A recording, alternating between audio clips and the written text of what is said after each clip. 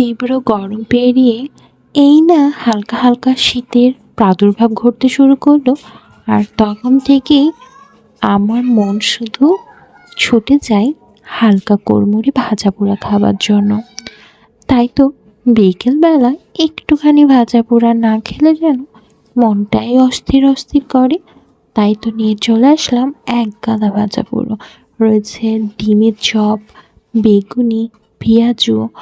কোনটা রেখে কোনটা খাই, আপনাদের কোনটা খেতে বেশি ভালো লাগে অবশ্যই কমেন্ট করে জানাবেন।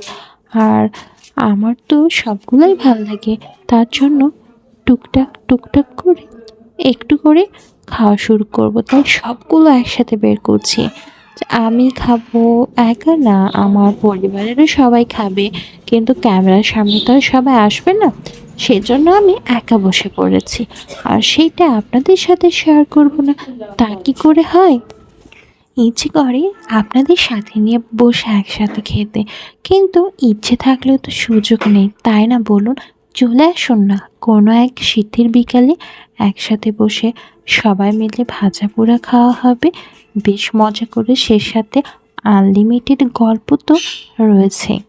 বিসমিল্লা বলে খাওয়া শুরু করলাম। প্রথম বাইকটা দিতেই মজায় যেন আনন্দে মনের মধ্যে অন্যরকম এক দোলা দিয়ে গেল। সত্যি বলছি, খুব মিস করছিলাম আপনাদের। সেই জন্য বলে চলে আসুন না একদিন, সবাই মিলে একসাথে ভাজা পোড়া খাওয়া যাবে, গল্প করা যাবে, সবার সাথে পরিচিত হওয়া যাবে।